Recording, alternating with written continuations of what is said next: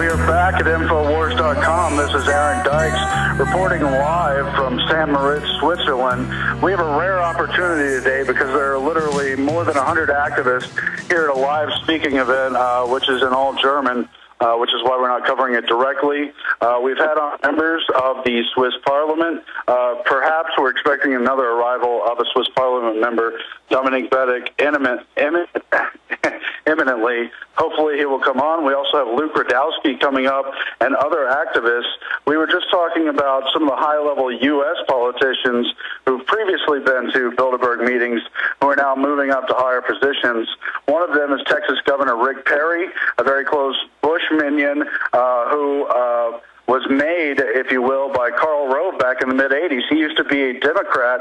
Karl Rove convinced him, along with people like Senator Phil Gramm, to flip to Republican, and he only has gained in power and acumen since. Rick Perry is now the longest-serving Texas governor. Also, Hillary Clinton has announced today, it's been on the top of the Drudge Report, the biggest alternative news website anywhere in the world, that she wants to be the next head of the World Bank.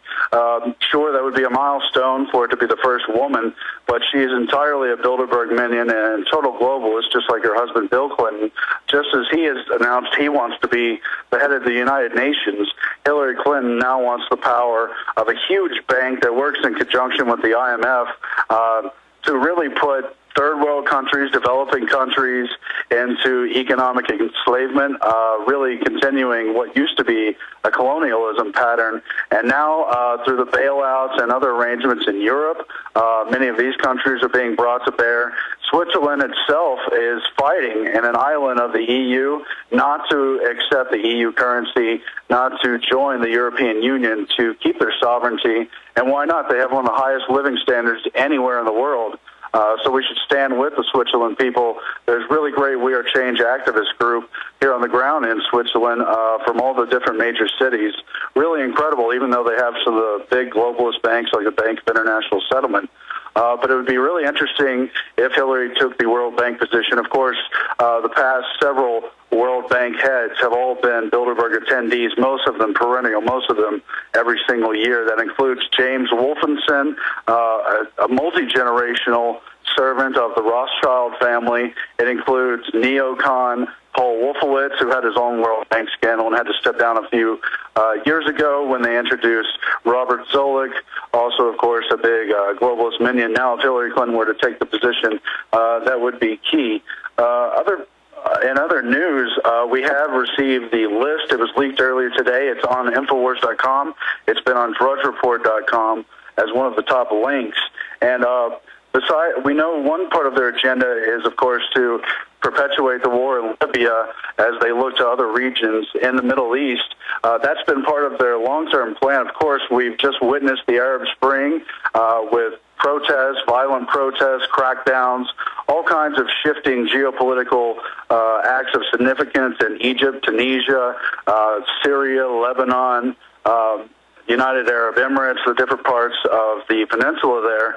And we know from last year in 2010, they leaked on the official Bilderberg meeting site that there was a discussion of from Obama to the, I don't have it in front of me, I don't have the exact words, but it was about from Obama to the path to the Iranian Revolution, using new social media, including Twitter and other aspects.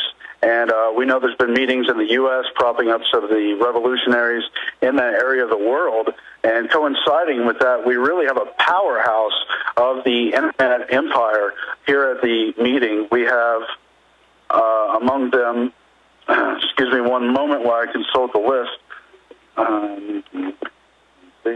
We have the Facebook co-founder, Chris Hughes. We have also Craig Mundy of Microsoft. There's also the Bilderberg steering member, Peter Thiel. He's the PayPal executive. He's also a big investor in Facebook. Actually, quite interestingly, he also endorsed Ron Paul in 2007.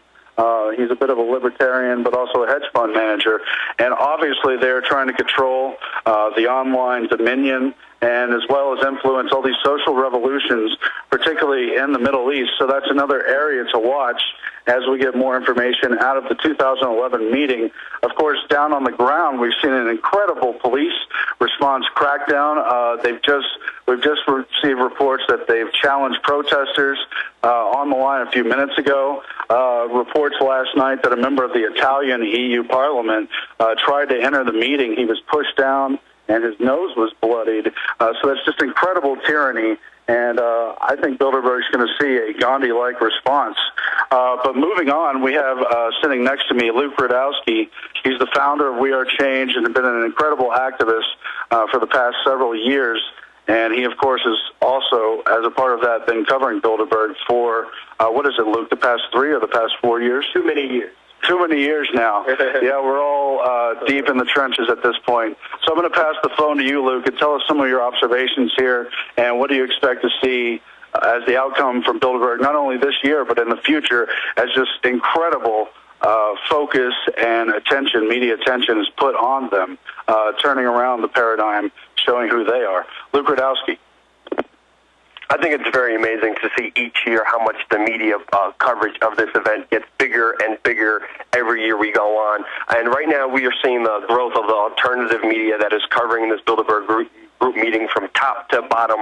And it's just amazing seeing not the mainstream media that's controlled by the corporations, but the people of this world showing everybody else with one YouTube video, with a Facebook post or a Twitter post, exactly what's happening, and that's where people are getting most of the majority of their information. And I have to say, we are the mainstream media. It's no longer we're trying to become it. We actually have become it, because most of our information is given and shared throughout the world, and it's just beautiful. I mean, there's so many great activists here from all walks of life. There's people with kids here, there's older people, there's young people, and it's just beautiful seeing so many different people of all walks of life coming together to document what's happening here.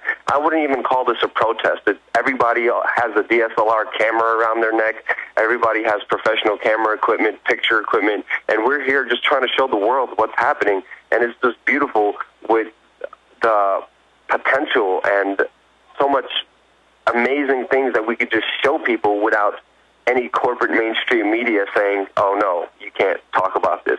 There's so many We Are Change chapters here, it's even hard to list. I can't even keep track of all of them. And We Are Change Switzerland is doing an amazing job down here. They organized an amazing event that we're at right now. They have also wrote their local politicians exactly what's happening, the harassment that has been going on. I've been here for about 2 days now, and I already got my passport taken away. I already got detained. I already got threatened with arrest and deportation from the country just because I'm here filming what's going on. And the question has to be asked, if these so-called rich people don't have nothing to hide and aren't doing anything sinister, why in the world are they treating people who want to cover this event, who want to document what's happening here, being treated like criminals?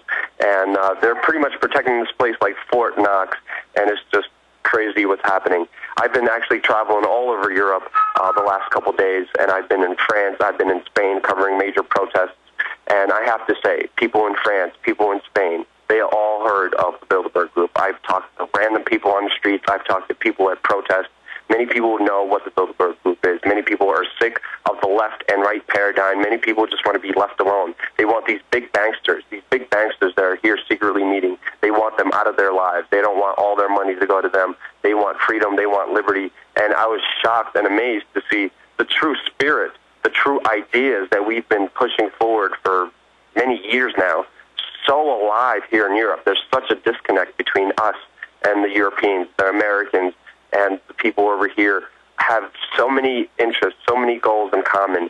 I mean, we're all just people overall, and we all just want the same thing in life. We just want to be left alone. We want life, liberty, and freedom. And these people here are suffering just like we are here. I was in Paris, France, in Bastille Square, covering the major camp-out protest, where hundreds, if not thousands, of protesters were tear-gassed, were beaten by French police officers just because they wanted to camp out in their square to show solidarity with a Spanish movement that started in Barcelona, Spain, and is now all over Spain in major city squares where people are coming together and are camping out in their city square in protest of the economic failures and economic terrorism being committed against them by their very own government.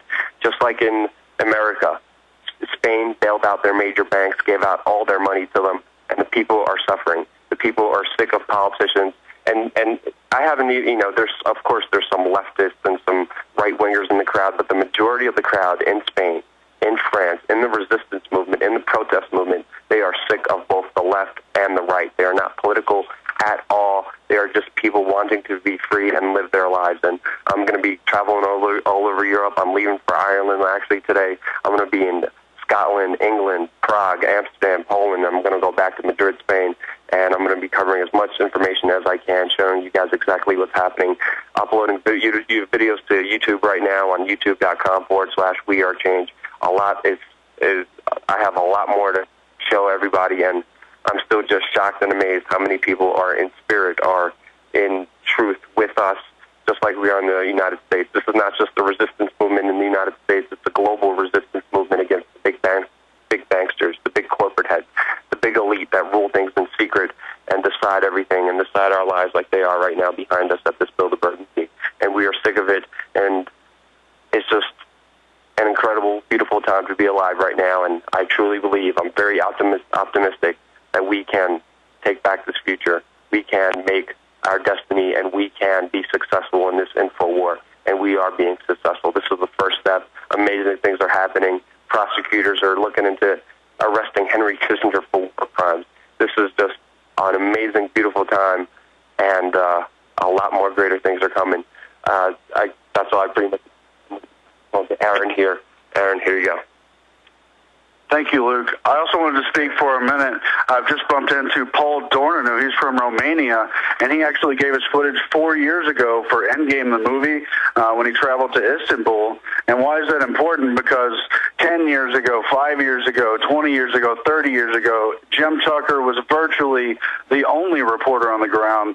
Now there's just a decentralized movement of activists all over the world, people we don't know personally. Everyone is showing up wherever these meetings are and trying to put the spotlight on this group. I want to pass the phone now to Paul Dornanu. Please tell us what it's been like to cover Bilderberg in the past 4 years and what you've learned so far this year. I think you just arrived only a few hours ago. Paul Dornanu. Hello, Alex, and everyone. I'm glad to be here, and I'm so surprised to find so many people gathered here. I wasn't expecting so many people here today. What can I say? In the past 5 years since I started covering the Bilderberg meetings, I've started seeing more and more people coming together, and especially, which is more important, media like Russia Today have started to come this year again. Last year they were in Spain, and hopefully they will come next year. So I hope I will be able to go next year to the other events and cover the Bilderberg meetings, and I hope that other people will be able to come and support us and start doing what I started to do 5 years ago, when basically in Istanbul I was almost alone with Jim Tucker doing photos and pictures. Okay, so I hope we'll have more information in the next couple of days, so I'll give you back Era. You can tell them the website. Mm-hmm. My website is www.infocon.ro, is Romanian news website, and hopefully we'll have soon information there, new information in our language. Thank you very much, Paul. And it's exciting. This is not about media stars. It's about decentralized activists going to the scenes of the crime and covering what's really happened, while the lamestream media, particularly in the U.S., sits on its hands and pretends it knows nothing about the proceedings going on.